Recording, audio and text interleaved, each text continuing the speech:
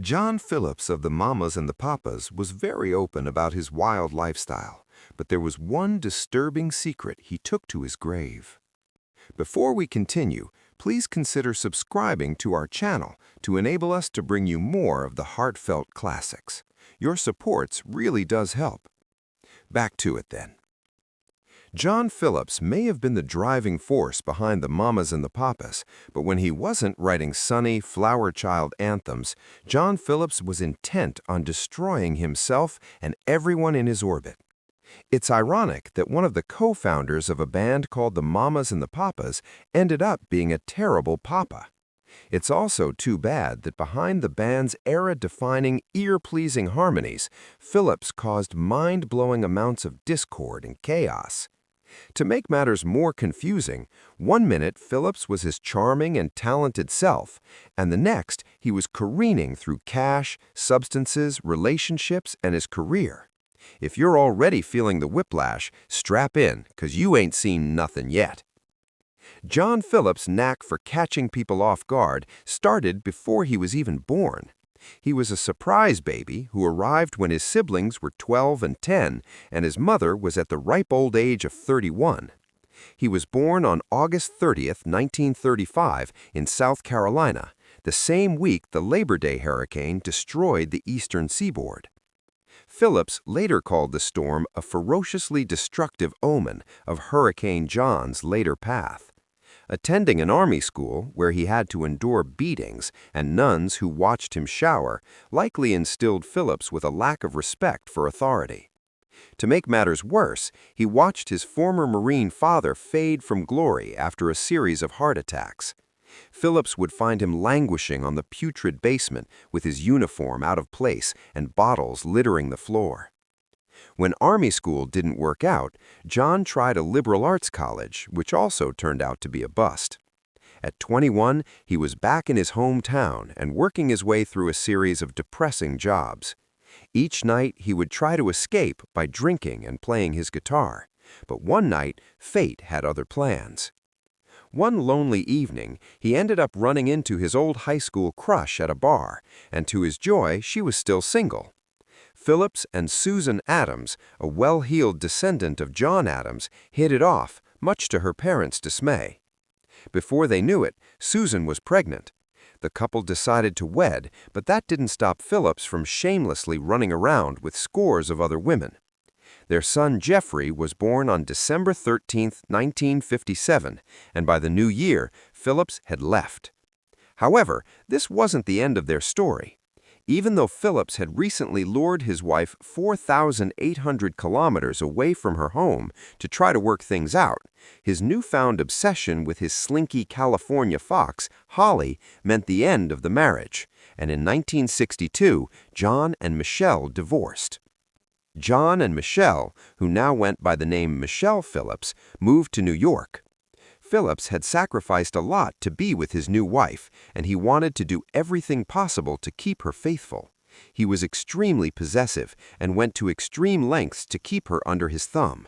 For instance, he made sure she lived in a supervised dorm for teens while he was on tour. Yikes! He also got her to turn down a teen modeling contract. Controlling much? Phillips realized he was going to have to get resourceful if he wanted to make sure Michelle didn't stray. As part of his plan, he put her into singing lessons. Before long, the couple were making beautiful music together, alongside Cass Elliot and Denny Doherty as the Mamas and the Papas. On one autumn day in New York, John, as high as a kite, shook Michelle awake and asked her to help him with a song. She tried to go back to sleep, but he insisted, "Help me now, you'll thank me for this someday." He started to sing the now iconic lyrics, "All the leaves are brown and the sky is gray," and then she added some of her own lines. From that point on, pop music and their lives would never be the same. John Phillips was right, at least about Michelle owing him for giving her a co-writer credit on California Dreamin. The world had never heard anything like the breezy four-part male-female harmonies, and the song became the first of many huge hits. It's too bad Michelle had a strange way of repaying the favor behind the scenes. The Mamas and the Papas produced hit after hit, but there was trouble in paradise. Michelle couldn't keep her hands off bandmate Denny Doherty, even going as far as playing footsie when John was in the same room.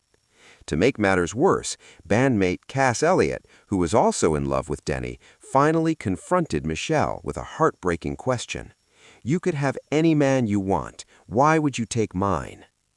It seems John Phillips never met a double standard he didn't like. It was fine if he was unfaithful, and it was fine if he mixed business with pleasure, but not Michelle. When he finally found out about her and Denny's affair, he had a hot-headed reaction. He told Michelle that sleeping with the group's tenor had crossed the line. Michelle, who was now realizing how important she was to the band, decided to see if she could push John to the brink. The 60s were a time of blurred lines in the name of free love, baby. It didn't matter that John and Michelle were living apart, or that John had a new model socialite girlfriend. Michelle still knew how to hit him where it hurt. She decided to start an affair with one of John's rivals, Gene Clark of the Byrds. Michelle's red-hot affair had successfully pushed John's biggest button. As soon as they got backstage, he raged, "I made you who you are, and I can take it away. You're fired." The heart-wrenching twist came when Michelle realized that neither Denny nor Cass was going to back her up. John was not joking around. He immediately got Jill Gibson to take Michelle's spot. After only 2 months, however, the group forgave Michelle, and she was back in the band. Just because the band was back together, it didn't mean that Phillips's life was calm, as he and Michelle worked their butts off to organize the trailblazing Monterey International Pop Festival, aka Ground Zero for all things flower power. They had also been productive in other ways. Shortly after the couple got home, they were in for a surprise. John and Michelle were thrilled to discover that they were expecting a baby. Life was chaotic, but good. They were just a couple of hippie hedonists living a wild life of rock and roll excess. Need proof? John added a hash den to their Bel Air mansion and spent $100,000 on an in-home recording studio so he could stay high and not worry about studio time. John and Michelle's estate became the ultimate party hotspot, where the biggest stars in music and Hollywood mingled nightly. According to John, we were too busy entrenching ourselves in opulence and hedonism to think about tomorrow. Of course, he was the perfect host, ensuring mind-altering substances were available on every surface and in vases and bowls around the house. Inevitably, these substances ended up in the wrong hands with disastrous consequences. When his kids from his first marriage came to live with him, they soon discovered that anything goes. By the age of 14, Jeffrey was spending his days lounging by the pool, indulging in reckless behavior. Even 12-year-old Mackenzie grew curious and eventually began making some unwise choices herself. Speaking of children, after John and Michelle's daughter China was born, Michelle suffered from postpartum depression. So what did John do? When the baby was only a month old, he took off with actress Mia Farrow, who was married to Frank Sinatra at the time. She was the perfect escape from his crumbling marriage and music career, at least until things got weird. John was crazy about Mia. One time they got high and had a huge pillow fight. He shamelessly flaunted her all over town, causing headlines to gleefully ask, "What does Papa John have that Daddy Frankie doesn't?"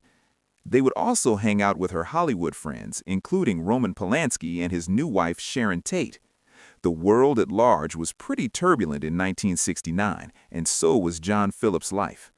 The Mamas and the Papas had disbanded, he had a new baby who was barely 1 year old, and he and Michelle divorced.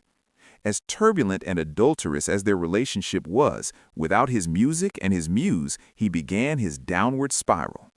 It was make it or break it time for Phillips' solo career, and his 1970 album just didn't have that Mamas and Papas magic. Lost without his muse, Michelle, he ended up seeking inspiration elsewhere, namely narcotics. Except now, instead of the fun party kind, it was the locked alone in a dark room kind. But wait, it gets even more depressing. Phillips' day of reckoning had arrived, leaving him alone in his mansion, strung out and very broke. His solo album had failed, mind-altering substances weren't cheap. He now had 2 ex-wives to support, and he owed close to $250,000 to the tax man.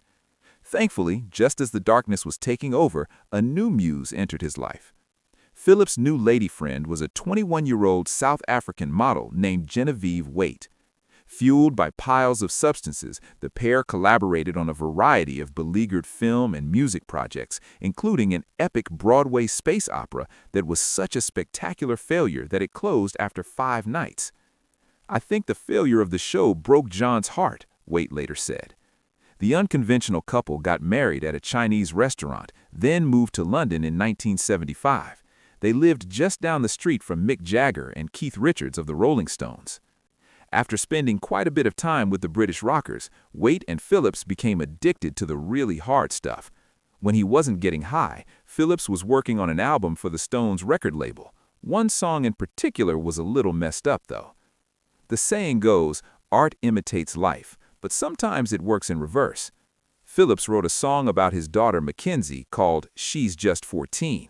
To make matters worse, Phillips and Mick Jagger crooned lecherous lyrics like, "She always says I'm just a sexy trash can." Later that year, Phillips ran an errand, giving Jagger some time alone with Mackenzie.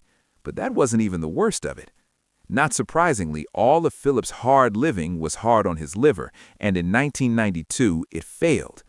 Although he had a successful liver transplant, his health was never quite the same. One reason could have been because he didn't quit drinking. In March 2001, he had just finished recording a new album. It should have been a hopeful time, but only a few days later, he succumbed to heart failure at 65. Anyone who has read Phillips' autobiography titled Papa John knows that he was pretty blunt about who he was, warts and all. His childhood friend Bill Clearly said he had his own rules and they were all meant to be broken. He wanted excess to take it over the line. Sadly, there were several occasions where he took it way too far. Hell, all autobiographies must run in the family, because in 2009, Phillips' first daughter, Mackenzie, wrote one of her own. Titled High on Arrival, after a line in her father's lecherous song about her, She's Just 14, the book contains some pretty explosive revelations, and the most eye-opening one involved her father. When Mackenzie's memoir came out, she went on the Oprah Winfrey Show to talk about it, and her revelations sent the world reeling. She revealed that in 1979, she woke up from a substance-induced haze to find her father behaving inappropriately toward her. Sadly, this was not an isolated incident. According to Mackenzie, she and her father had an abusive and intimate relationship that lasted 10 years. Incidents would happen while the pair were under the influence of heavy substances, and the pattern only stopped because Mackenzie became pregnant. Because she didn't know if the baby's father was her father or her husband, she had an abortion. Mackenzie's father paid for the abortion, but it was the last straw. After that, she said, "I never let him touch me again." Mackenzie's revelations left the family in turmoil. Though John's wives Michelle and Genevieve both denied the accusations, Michelle's daughter China believed them. Mackenzie revealed that she had forgiven him in 2001, just before he passed. Phillips was not too far off when, in his autobiography, he compared his life to a one-man trail of tears.